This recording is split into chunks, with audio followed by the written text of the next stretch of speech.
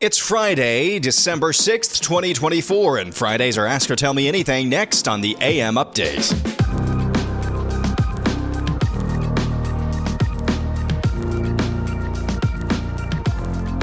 Well, thanks for hopping along another week on the AM Update. Appreciate each and every one of you. Coming up tomorrow on No Suck Saturday, Bella, my wife, and I will have 5 stories we think objectively don't suck, as well as our special news segment, Ask Izzy. Ask a nurse who knows anything about medicine, both new and old, both uncommon and common. Ask Izzy. We've got a great segment planned coming up tomorrow on No Suck Saturday, and that'll be available for everyone, even if you're not a subscriber on Apple Podcasts at the $5 a month level. Of course, if you like this podcast, want to get it without the ads, or you just want to say thank you for doing this every single day, you can subscribe on Apple Podcasts for $5 a month. Get the ad-free AM Update experience. Of course, follow along AM Update on X. Coming into the new year, going to be doing a little bit more with that X account this year. Into the future, I should say. So appreciate everybody who's already gone and followed over on X at Real AM Update, which is where all of you submitted your questions and or news stories you think needs covered for Ask or Tell Me Anything. And we'll begin with Tiny Johnny. What's your biggest theological change of opinion since graduating from college? I would say it's pretty easy for me, and more of an openness, though not an adoption quite yet, more of an openness to post-mill eschatology. I know. Eschatology, of course, but more of an openness to that understanding. I guess maybe you could say a better way of saying that is more of an understanding of post-mill and a-mill eschatology. Bob Carl says, what's your Mount Rushmore of Christmas movies? Well, I'm just going back to my childhood on this. Muppets Christmas Carol. The Muppets Christmas Carol. That's a good one. Another one would be probably Elf. Yes, Elf has got to be up there, and I know that's common. There's nothing super weird about that. The Santa Claus with Tim Allen. That's one that I watched a lot when I was growing up. And of course, It's a Wonderful Life. Isn't that technically a New Year's movie? I don't know. It was always on in our house growing up on New Year's Eve. So that's kind of my Mount Rushmore of Christmas movies. Caravan DLM says, do you think Die Hard is a Christmas movie? I don't know. I've never seen Die Hard. Right Wing Dad says, if the rumors about Hegseth dropping out of consideration for Secretary of Defense and Ron DeSantis taking the nomination are true, do you think it's better for him politically to remain governor of Florida until 2026 or become Secretary of Defense? Well, I look at it a different way. I think it'd be better for the country if he served as Secretary of Defense. I really do. Politically, I think it would be better for him as well. Because if this is true, what that's telling you is that Donald Trump is far more magnanimous than a lot of us have given him credit for. And welcoming DeSantis back in to the good graces of MAGA world, that would be a huge vibe shift. That would be a huge shift for Ron DeSantis' political prospects if he serves in this administration in any capacity. And so if these rumors are true, and I don't really like to talk about things based on sources, but I'll just say we'll have a lot more to say if this actually comes to fruition. But I think it'd be better for the country. I have nothing against Hegseth. You know, he has a checkered past, but as I understand now, his repentance is real and spectacular. And on some level, I do feel for him being, having his sinful past dredged up again in front of the entire country. That's difficult, I'm sure, for him. I think he'd be a great Secretary of Defense. I just think that Ron DeSantis as well. He is such a great administrator. That would be even an upgrade, if that's possible, at Secretary of Defense. But my preference is to have Hegseth go all the way through, even through questioning in front of the Senate, just to lay down the marker, I should say, that what Lindsey Graham and Joni Ernst are trying to do right now, what the media is trying to do right now in Kavanaughing him, just laying down that marker. Nope. We're not going to be intimidated or pressured because of fools like Lindsey Graham and Joni Ernst, and we're not going to be intimidated by the media. Clinton Shaw says, what do you smoke your meat on, and what's your favorite wood to use? I smoke it on a Green Mountain Grill, Daniel Boone, and it is, I think, the original Wi-Fi model. I don't think they sell these anymore, at least not in current. They all have, I think, their Prime Edition grills, which are more expensive. Love this one. It's Wi-Fi enabled. I don't use the Wi-Fi that often, but it works really, really well, and we've used it a ton since we got it last February. Just did some, for Thanksgiving, did a turkey, smoked a turkey. It came out okay. And then just over the weekend, we did some pork ribs, and those are really, really good. I still need to figure out how to get all of the silver skin off of pork ribs before smoking them. That's about the only thing. That I need to do better with the pork ribs. And then my favorite wood to use. It's kind of a toss-up between apple and pecan. I really like pecan. It has a great smell, but two, I think, especially for doing larger cuts of meat, I think it does have a discernible different taste than some of the fruit woods. There's a variety of woods you can use smoking, as I'm sure you're aware. There's really negligible difference, in my opinion, about the taste between cherry, apple. Oak is another one that you don't use that to smoke. I don't care what anybody says.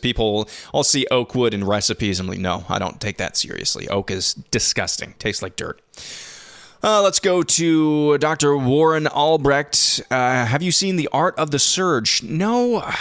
Isn't that the Tucker Carlson documentary series? I've not seen that. I've seen some trailers for it. It looks really cool, but I'll maybe have to check that out. Dr. Griffin says, pronouncing Latinx as Latinx is a funny and logical way that Matt Walsh has publicized. Yeah, I was struggling earlier this week to say Latinx or Latinx. But yeah, I like Latinx, and I think, I can't remember. I think it was comedian Ryan Long who referred the plural version of Latinx. What's going to happen with all the Latinxes?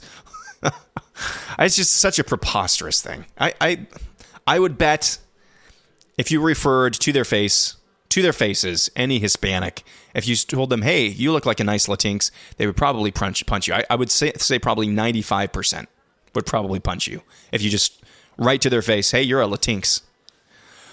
CS says, I was wondering how your turkey came out. Also, just a separate from the political, I was curious if you can think of a band that has a better first six albums in a row than Black Sabbath. Don't necessarily know what your musical tastes are, but curious your take. Cheers.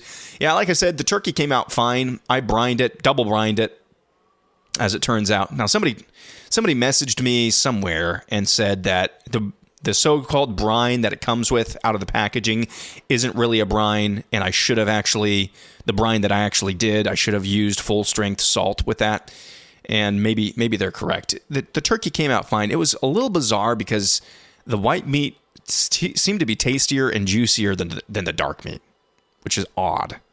But, it looked great. The way that I did it instead of low and slow, because just when we were eating, I kind of had to do it this way, and I wasn't willing to risk, you got to go from 40 degrees to 140 degrees within 4 hours or something like that to avoid spoilage. So instead of doing it low and slow, 225 overnight, I did it. I got up at 4 o'clock in the morning. Actually, it was 3:15 in the morning on Thanksgiving morning, and did it for 4 hours at like 325. And it got up to temp pretty quickly. It was still juicy. It still pulled right off the bone. It was still pretty good in terms of that respect. It looked awesome. It looked like you could have. It was a turkey out of central casting. We'll use that Trump phrase that he likes to use. So yeah, turkey came out fine. I'll probably try to do it low and slow next time and actually brine. And then for your separate question about first 6 albums in a row better than Black Sabbath. I'm not a huge Black Sabbath guy, so I'll take your word on that. But off the top of my head, I can't. You could do the Beatles. How many albums do they have? Do they even have 6 albums? See, I'm not a huge Beatles guy. So, yeah, they've got more than 6 albums. So, the Beatles. But if you're being compared to the Beatles, you're doing something right. So, I'll take your word on Black Sabbath. Let's see. Dr. Griffin says, I hate to burst your bubble, but the State Fair turkey legs taste amazing because of MSG or related flavor additives. It's common with chicken and turkey everywhere because modern breeds are selected for size and growth rate instead of flavor. Yeah, I figured it was something like that, Dr. Griffin. Also, I found this out as well, that the turkey legs at state fairs, they're bigger because they're toms. And most of the turkeys you get at the store for Thanksgiving, those are females. But the ones they and of course they do breed them for size, and they probably do give them steroids or something like that. But the turkey legs you get at state fairs and things like that, those are from tom turkeys, so they're naturally bigger. Alice in Linville says, what do you look forward to most in the Christmas season? I know this, again, I'm a walking, talking cliche this morning, but I'll explain why. It's always seeing family. Because I was the youngest of 5 kids, and it seemed like, as I was a teenager, especially, but even before I was a teenager, every other year it seemed like there was one less sibling at home as they all went off to college. And so I really, towards my later teen years, 16 and 17, I was the only kid at home, and I really began to cherish and love seeing my family for Christmas. So it's always seeing family. And even my new family, on Bella's side, I enjoy getting together with them. It's special to spend extended time with family around the holidays. So I know it's a cliche, but it's true. Family is my favorite thing at Christmas time. Of course, I think maybe coming up in the rear on my favorite things at Christmas is seeing the magic kind of starting to course through Ben's veins. It was incredible last Friday. It's just tradition in our house. And I started even before I got married. The tree goes up on Black Friday, comes down on New Year's Day.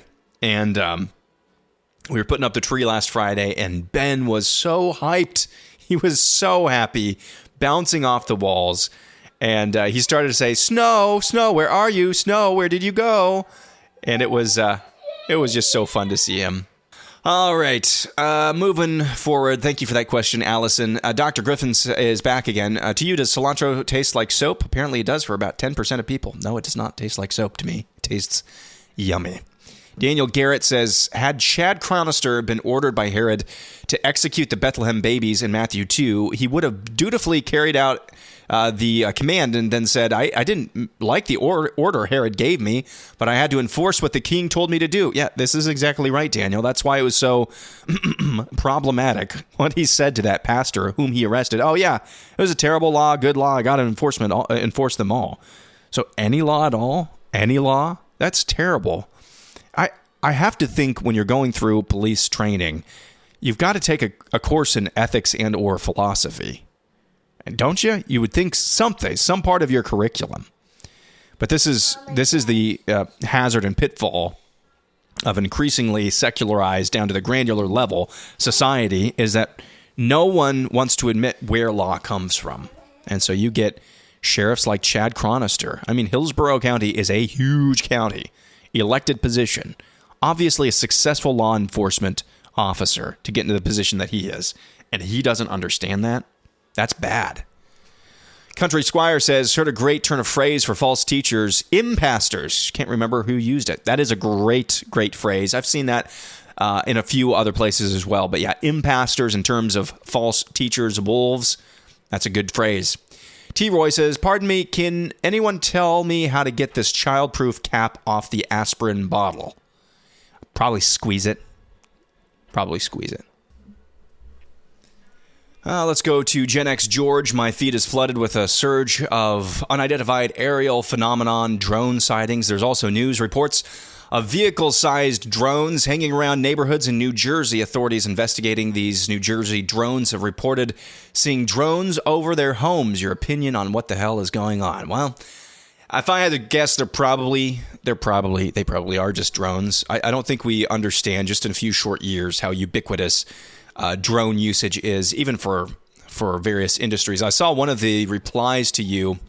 This is from Regular Dirk. Had one of these drones in Idaho this year. It was a power company drone checking on power lines. So, there was some computer prophecy or something that was popular this week saying that we were supposed to get invaded by aliens. I think it was a prophecy from the 90s, something like that. But it's probably just drones.